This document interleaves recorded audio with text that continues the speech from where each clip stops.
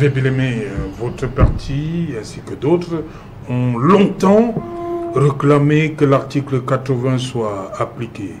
Ce qui arrive aujourd'hui, c'est quoi pour vous? C'est une violation de la loi? C'est même la disposition du code? Oui, c'est même une énième violation grave de la loi. Et cela conforte beaucoup de Camerounais qu'il est quand n'est que le bureau politique, le comité central du RDPC bis. Et ce que nous avions toujours dit. Et voilà une autre réalité. Ils violent allègrement la loi qu'eux-mêmes se sont assignés. C'est pas le RDPC a une majorité obèse à l'Assemblée, qui est d'abord mal acquise à travers les élections frauduleuses. La fraude électorale commence par l'inscription dont nous parlons aussi maintenant. Et donc l'inscription électorale, c'est-à-dire que l'élection est fraudée à travers les inscriptions. Donc elle est comme sortine à violer l'article 80 de la loi électorale. C'est un fait, c'est clair. D'ailleurs, je vous dis, c'est nous avions reçu les comptes rendus de tous nos représentants dans les différentes commissions des recensements électeurs à travers le territoire national. Dans la plupart des cas, ils remontent que le plus souvent, les kits sont complètement défaillants et que ces kits, souvent, ils descendent quelque part pour faire le recensement. À 10 heures, c'est déjà éteint. Ça ne peut plus fonctionner. Parce que ça a des problèmes de batterie, ça a des kits électoraux, des recensements qui sont défaillants, totalement défaillants, qui ne valent plus rien. Et soit ce sont les opérateurs et les capacités, ce sont les agents qui les manipulent, soit ils sont d'une incompétence criarde. La plupart des rapports que nous avions reçus quand nous recense... Incompétence comment? Oui, l'incompétence parce qu'ils ne savent même pas utiliser l'appareil. Soit quelqu'un peut inscrire 5 personnes en 3 heures du temps. Et donc, il y a là le problème, beaucoup de Camerounais ne sont pas inscrits aujourd'hui, soit parce que le matériel de l'ECAM est défaillant, soit sur le personnel qui est défaillant, incompétent. Donc, tout cela participe à la faute électorale. Pourquoi ils ne forment pas les personnes alors que la représentation nationale vote un budget colossal qu'ils mettent à la disposition de l'ECAM? Cette agence sert à quoi? Ils vont former les personnes, acheter un nouveau matériel qui est neuf. Ou alors un matériel dont ils savent bien utiliser. Donc c'est le tout là des problèmes. Quand ils arrivent quelque part, s'il n'y a pas de l'électricité là, même les banderoles qui annoncent aux électeurs que les caméras dans le quartier aujourd'hui pour recenser les électeurs, souvent il n'y en a pas. C'est des constats que nos représentants constatent à travers le triangle national. Okay. Donc c'est une situation assez grave. Donc, comme je l'ai dit tantôt, la fraude commence par le recensement des électeurs sur le liste électorale et c'est un problème grave. Et ils peuvent venir ici, bomber le torse, qui disent qu'ils sont trop forts. Ils gagnent, ils n'ont jamais gagné. Le RDPC n'a jamais gagné. Et c'est un parti politique qui ne peut pas gagner l'élection au Cameroun, si ce n'est pas la fraude électorale. Le sous-préfet, c'est le véritable président du RDPC. Monsieur Rivoire, il ne peut pas me démentir. Le préfet, c'est le véritable président départemental, le sous-préfet, président de l'arrondissement et le gouverneur, président régional. C'est vrai qu'il peut y avoir des fonctionnaires qui peuvent se distinguer, comme certains dont je ne veux pas citer le nom ici, qui agissent en républicain comme des fonctionnaires de l'État et non pas du RDPC. C'est parti État qui ne fonctionne que comme ça. Monsieur Rifo, sinon il n'aurait pas eu le zèle qu'ils ont l'habitude. Bon, je parle de monsieur Rifo, c'est pas lui le problème, parce que c'était lui qui est dans la place des responsables, 17 différents responsables. Il aurait été plus républicain. Il aurait fait autrement? Oui, il aurait fait peut-être autrement, dans le sens... Peut-être il aurait fait autrement, en sachant que c'est la République. Il devait agir de la sorte. Mais c'est des constats. Moi, je suis le processus électoral au Cameroun depuis les années 92. Je suis très jeune, je me suis engagé en politique. Et c'est les mêmes récriminations depuis 92 qui continuent aujourd'hui. Donc le RDPC n'a jamais gagné. Et il ne peut pas, il ne voit pas un Camerounais qui peut voter un parti aussi dangereux comme le RDPC. Non, je le dis avec preuve parce que c'est un parti politique dangereux. On a vu comment ils ont brûlé la résidence d'un sous-préfet à Bembis. Ils ont barricadé la voie. Il y a des gens qui votent le RDPC. Non, il y a les gens qui votent FCC. Il y a les gens qui votent. Il y a les gens. C'est militant. Oui, ça c'est vrai. Qui votent pour lui. Tout à fait, je suis d'accord avec vous, voilà. Mais c'est un parti politique qui ne gagne pas les élections. Non, il ne gagne que par la fraude électorale. Nous n'avons jamais gagné le kit, mais c'est la transparence. Non, je vous en prie. Voilà, Emmanuel Bamban, justement, comment déjà au niveau du FDC, vous accueillez cette sortie du DG de l'ECAM? Alors, après tout ce débat il a commencé en fin d'année, lorsque MRC et les autres, puisque la loi dit c'est le 30 décembre. Et puis là, c'est le débat, on demande l'application stricte de l'article 80. Mais on n'a vu rien venir. Et les CAM aujourd'hui dit, bon voilà, au niveau des antennes communales, il y a les listes au niveau des antennes communales et non pas la liste électorale nationale. D'accord. Au niveau du FDC en soi, la décision est arrivée, comme pour la majeure partie des partis d'opposition, un peu en retard. Ouais. On se sera attendu que ce soit un peu plus vite, exactement quand on le demande en décembre de l'année 2024. Oui. Mais ça n'a pas été le cas. Toutefois, aujourd'hui que c'est là, le docteur Niamsi a dit il est important pour l'ensemble des personnes qui se sont inscrites d'aller vraiment vérifier le nom. C'est important en fait, d'aller vérifier que tout ce qui est sur leur récépissé ou sur leur carte soit effectivement ce qui est sur la liste. Je pense que c'est là où on doit vraiment placer notre débat. Oui.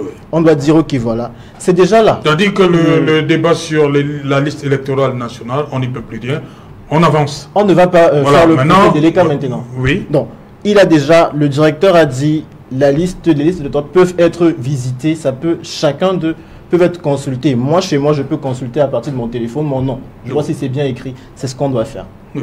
Maintenant, il y a également le problème des bureaux de vote au Cameroun.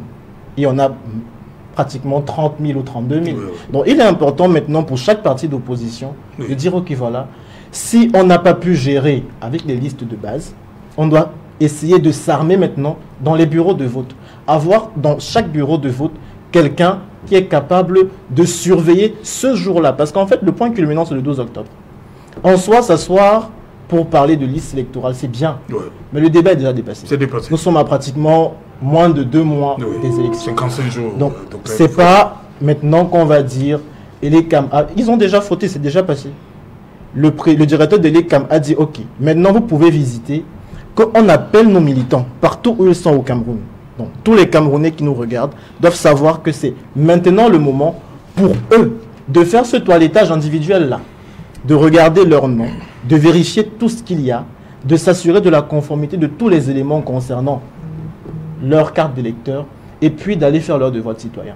Et aussi à nous maintenant, les partis politiques, on doit s'assurer qu'au courant de ces élections le 12 octobre, on ait des scrutateurs dans les 32 000 bureaux de vote dans l'ensemble du pays, en fait.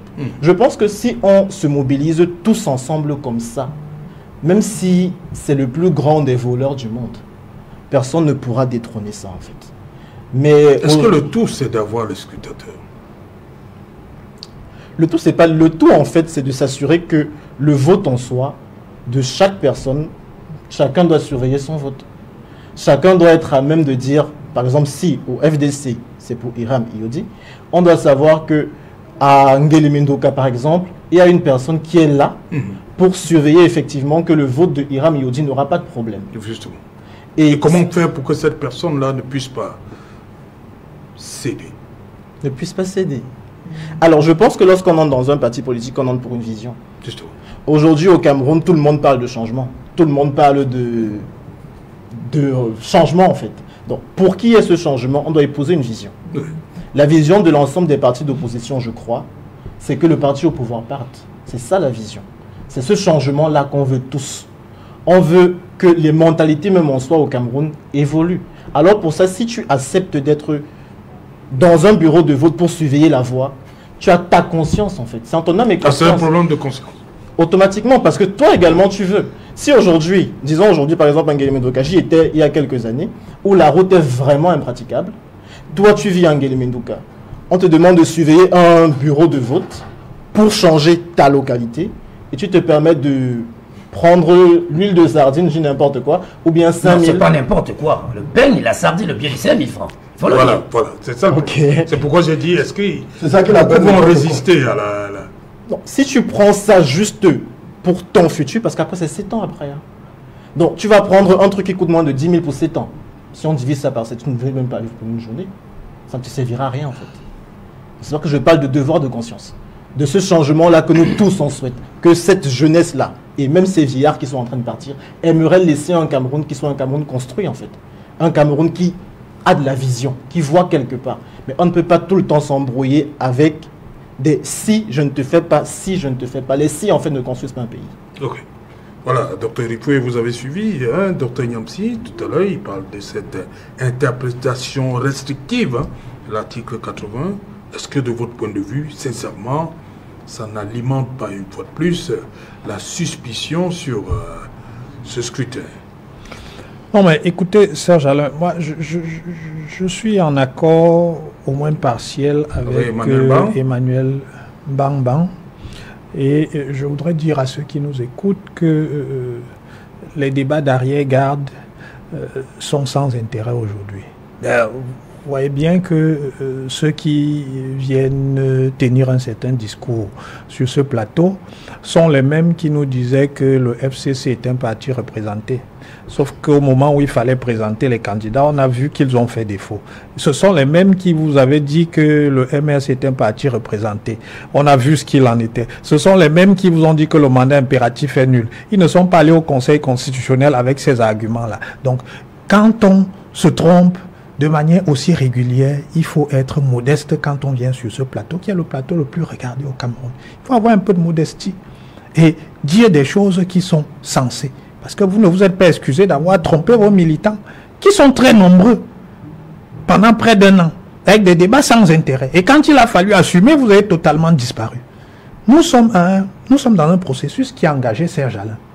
Est-ce que le processus est parfait? Mais personne ne peut le dire. La perfection n'est pas de ce monde. Mais le travail de tous les acteurs, c'est d'essayer de parfaire ce processus. Écoutez, j'entends le docteur Niamsi quand il craint qu'il y ait éventuellement des morts sur le fichier.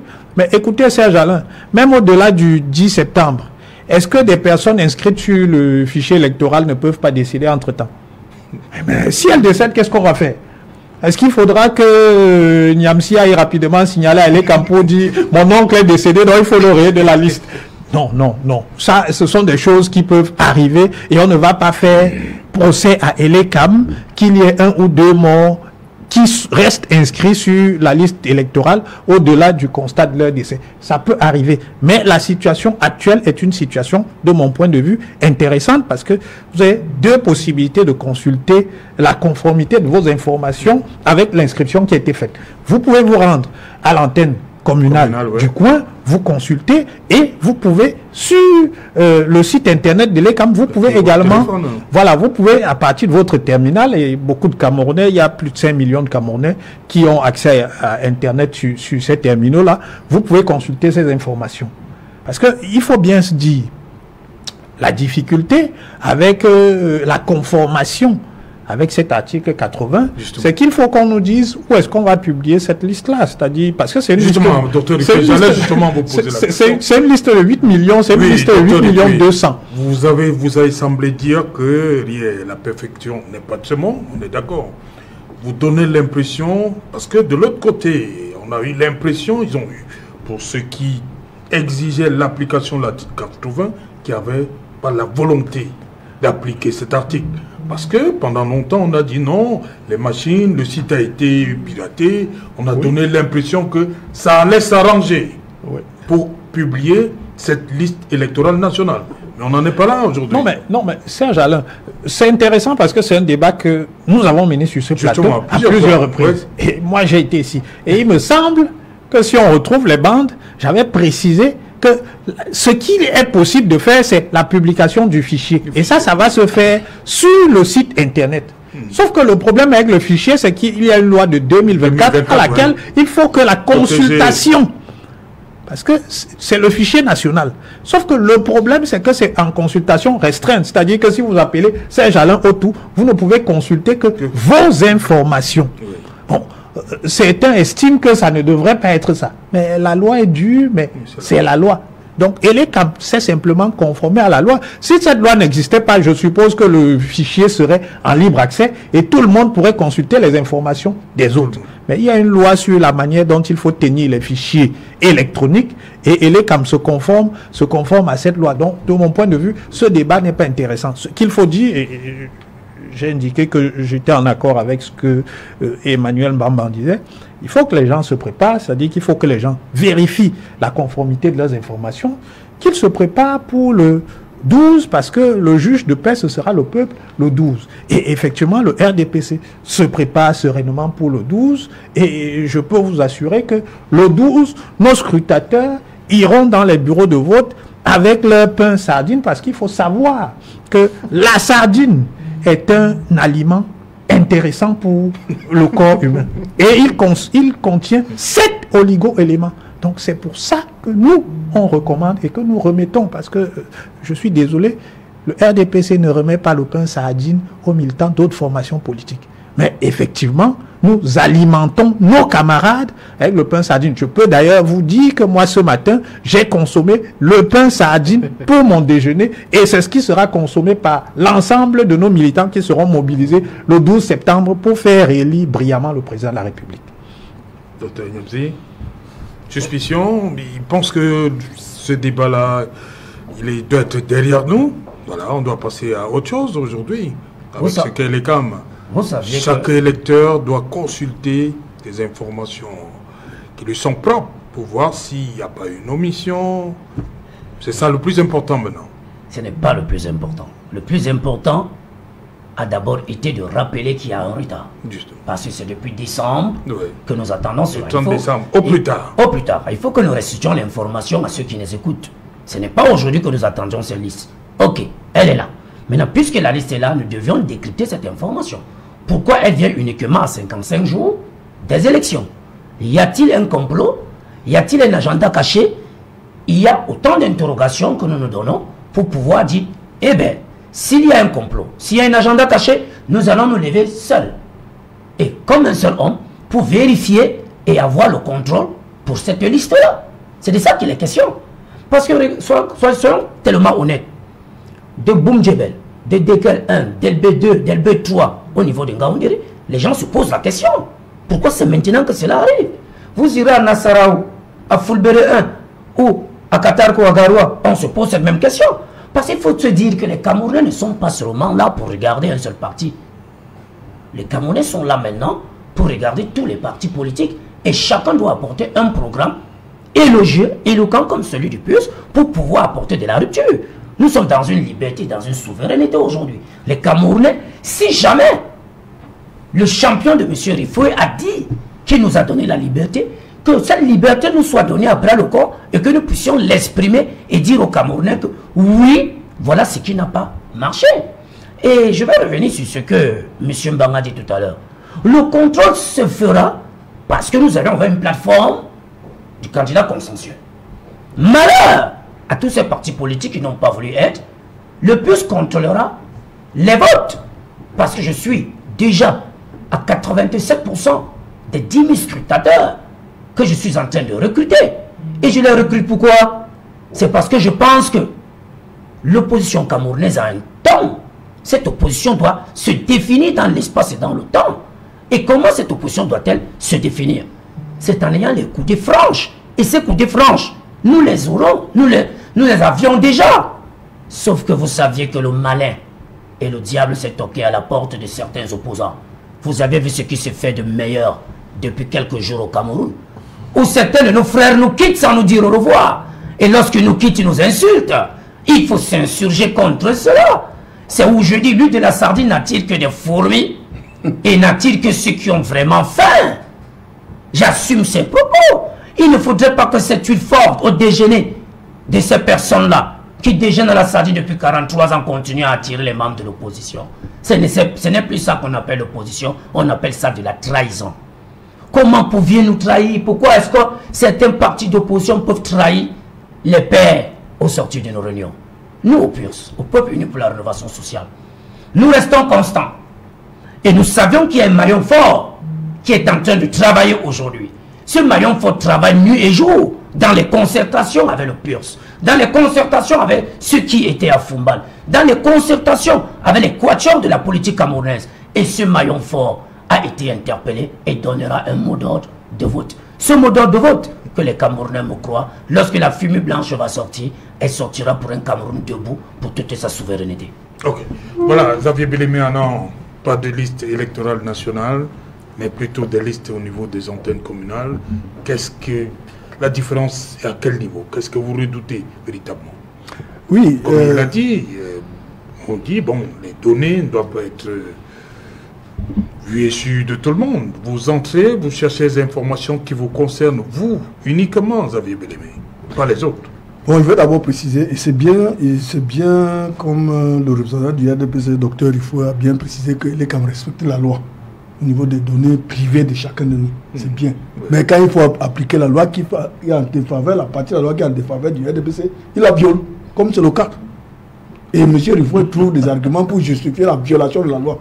Je me disais qu'il est ici pour parler de la République, non pas pour défendre les intérêts d'une association privée qui est le RDPC et ses partisans qui forment ELECAM, qui dirigent ELECAM, Donc, ELECAM accepte de violer l'article 80 de la loi portant code électoral, mais préfère respecter la loi quand il s'agit de ne pas rendre public, parce que le fichier doit être publié. On ne voit pas ordre alphabétique. On verra que c'est la catastrophe. Qu'avant d'aller aux élections, s'il y a 2000 inscrits, le RDPC il y a 1500. C'est les 500 là que les autres se battent derrière. C'est une liste qui est fraudée. La liste nationale est fraudée. C'est pour ça qu'ils refusent, ils font des 4 fers pour ne pas publier cette liste. C'est là la catastrophe. C'est là le scandale mondial. Monsieur veut peut-être, bon, c'est un exemple, je n'ai pas dit que vous êtes fraudé. Vous pouvez avoir découvert que votre nom, vous êtes même inscrit à Kolofata, que vous allez voter. Vous ne le savez même pas vous-même. Votre nom peut pas. Moi, je peux me retrouver. D'ailleurs, j'ai revisité le site internet. Avant de voter ici, j'ai retrouvé mon nom, figure toujours à Bokito. Je suis toujours électeur à Bokito. Ils m'ont demandé, il m'a demandé d'aller me réinscrire récemment. Parce que j'ai voté, je vote à Douala, j'ai voté au présidentiel en 2018 parce que je représentais le candidat de mon parti à l'époque.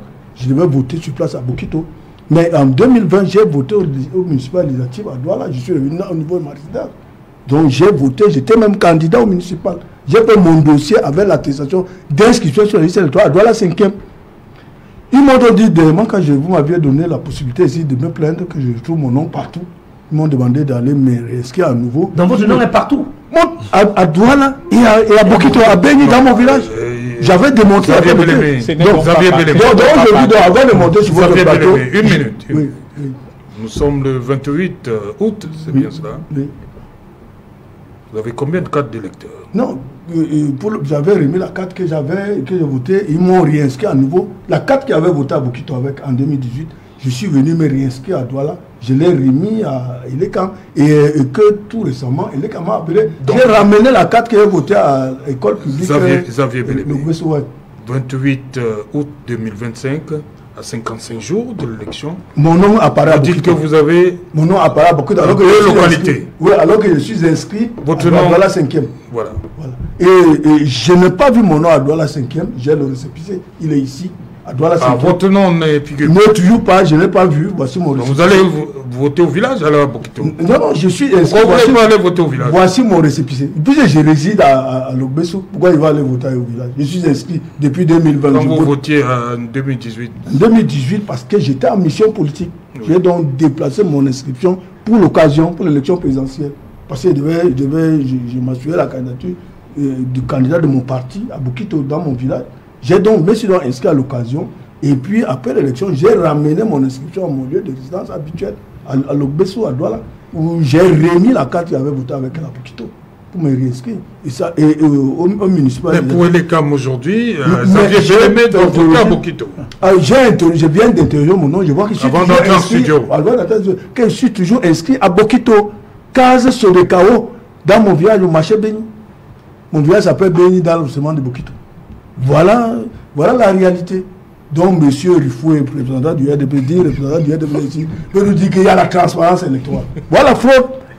C'est la fraude. Mon nom fait quoi à Bokito? Vous répondez au nom de l'ELECAM sur ce plateau. C'est de la fraude. Mon nom fait à Bokito. C'est de la fraude. Oui, c'est la fraude. Monsieur Belébé. Mon nom fait quoi là-bas? Monsieur Belébé. Je ne suis pas résident à Bokito. Monsieur Belébé. Certes, c'est mon arrondissement d'origine. Oui. C'est mon village. C'est mon village. Électeur là-bas. Oui, c'est mon village d'origine. Il vous est arrivé de voter là-bas? Oui, une fois. Mon nom fait encore là-bas. Ok. Qu'est-ce que mon nom fait encore à Bokito? C'est vous-même qui aviez demandé votre transfert là-bas, n'est-ce pas? Je suis allé à l'élection présidentielle. Est-ce que vous aviez demandé votre transfert là-bas? Est-ce que vous avez demandé votre transfert? C'est ELECAM qui vous a transféré à l'insu de votre plan. Respectez-vous. Est-ce que c'est ELECAM qui vous a transféré? Monsieur Rifou, informez ceux qui vous écoutent. Les Camerounais vous écoutent. Je suis allé voter. Les Camerounais vous écoutent. Monsieur Rifou, c'est vous qui donnez la parole ici. C'est vous qui avez comment vous êtes retrouvé? Comment vous êtes retrouvé? Docteur Rufoué, permettez. Simplement savoir comment il s'est retrouvé. Je suis allé à Bokito et j'ai représenté le candidat de mon parti à l'élection présidentielle en 2018. Et on m'a donné, je suis allé voir le gars de l'ECAM, il m'a dit que non, il faut que je m'inscrive si je veux voter pendant passer, devait passer les présidents. Je me suis inscrit à l'occasion, j'ai voté au présidentiel dans mon village. Et après l'élection présidentielle, j'ai rentré avec la carte que j'avais à Bokito, mais réinscrit à Logbesu, j'ai remis. Et j'ai voté au municipal, mon nom est sorti bel et bien au municipal et législatif. J'ai voté à Logbesu, à Douala 5e. Et aujourd'hui, mon nom, je ne vois pas mon nom à Douala 5e. La dernière fois, ils m'ont demandé d'aller me réinscrire. C'est ce que j'ai fait, voilà le récépissé. Et j'ai remis la carte que j'avais votée à Logbesu avec. J'ai remis la carte en 2020. En 2025, au mois de mars ou avril, je me suis réinscrit à nouveau. Voici le récépissé. J'ai le récépissé ici. Pourquoi mon nom apparaît toujours à Bokito? Pourquoi? Mon nom fait quoi là-bas? C'est votre village. La réalité, et monsieur Rifoué n'est pas... C'est votre village. Oui, c'est mon village, mais mon nom, je ne suis pas résident là-bas, je ne suis pas électeur à Bokito. Ouais. Vous exigez votre transfert. Voilà, donc, d'après le système, la dernière inscription doit annuler automatiquement l'ancienne. Donc, si vous inscrivez maintenant à Garoua, et que vous votez à Idé, vous avez l'habitude de voter à Douala, automatiquement, votre inscription à Douala est annulée et c'est la dernière inscription à Garoua qui fait foi. Okay. Donc, vous allez voter à Garoua. Donc, je ne peux pas comprendre qu'aujourd'hui, tout à l'heure, j'ai interrogé encore mon nom, mon récépissé. On dit que non, on ne connaît pas. Je tape mon nom normalement, je vois mon nom, Karl Sodekao, village marché Béni, commune de Bokito. Je suis ahuri. Monsieur Rifoué, qui est le défenseur de l'ECAM ici, va nous expliquer pourquoi c'est là. Alors qu'on parlait que l'inscription est biométrique. Pourquoi mon nom fait quoi à Bokito, monsieur Rifoué? Vous êtes de l'ECAM. Si vous pouvez répondre à cette question. Non, il n'est pas de l'ECAM. Non, c'est riche en défenseur de l'ECAM. Ok. Emmanuel Ban d'abord, je vois Dr Rifoué réagir. Emmanuel Ban d'abord.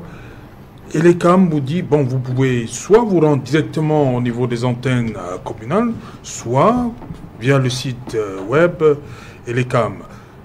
Est-ce qu'avec surtout cette latitude qu'on donne aux électeurs et aux partis politiques de vérifier, est-ce que le regard que les Camerounais ont de l'ECAM peut changer sur cette, on peut dire, avancée technologique? Je pense que... On peut oublier le fameux débat avec ça, l'article 80 qui n'est pas appliqué, avec ce que l'ECAM vient de faire là. Est-ce que le regard pose sur cette structure peut changer? Le regard sur l'article 80 qui a été oublié ne peut pas en soi être totalement dépassé. D'accord? Oui. Parce que c'est... Tout le monde en décembre a demandé à ce que ce soit affiché. Mais aujourd'hui, nous sommes en août et l'ECAM décide... officiellement de permettre aux Camerounais, lambda qui est inscrit sur la liste électorale, de surveiller son nom et de vérifier la conformité de ces informations. En soi, c'est une avancée. Parce que ça permet qu'une personne qui est à la maison, même ma grand-mère, à partir de mon téléphone, je peux taper son nom et je vois effectivement où elle doit voter et comment son nom est écrit. C'est une avancée. Le débat sur le temps qui a été mis, on peut en parler. Mais là, maintenant, l'heure n'est pas à parler de ça, en fait. Tout le monde reconnaît ses torts. Hein. Et l'ECAM également reconnaît son tort. Quoi qu'il ne parle pas ou ne communique pas. Parce que le temps a été mis. Donc, tout le monde va reconnaître... Et l'ECAM a tort à quel niveau? Sur le temps. Comment ça? Décembre? Non.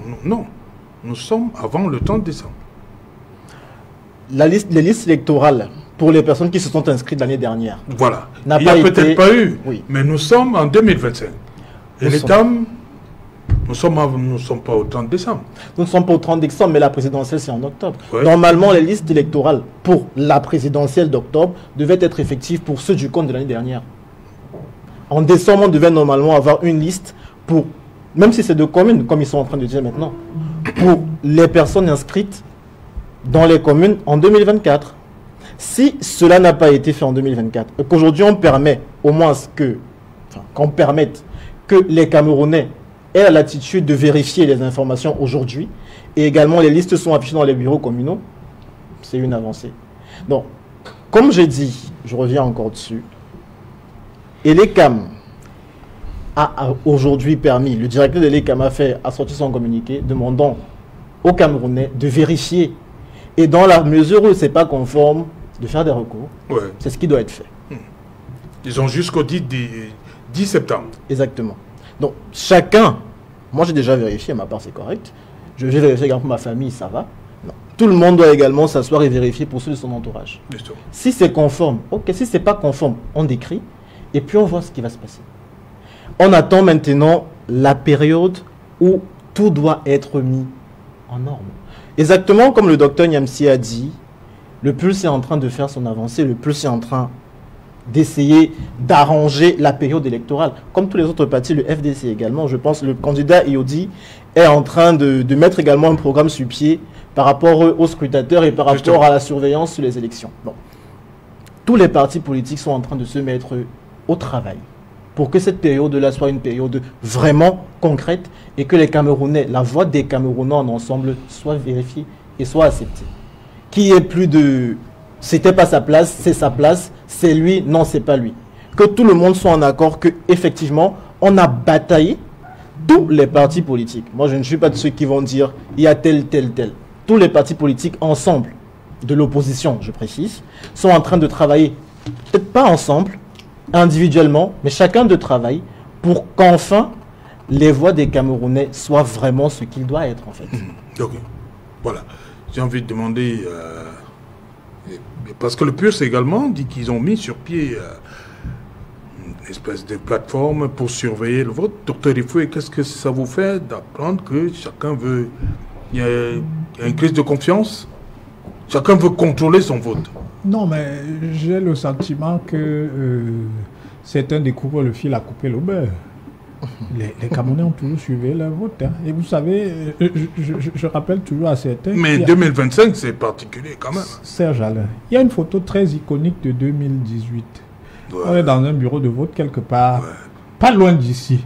Et il y a un militant, je ne sais pas où, il y a un militant qui est devant, parce que le dépouillement se fait au vu sur tout le monde. C'est un accès ouvert. Et ce militant-là n'en revenait pas des résultats qui étaient affichés sur le babillard. Tous ceux qui ont fait l'expérience des élections le savent.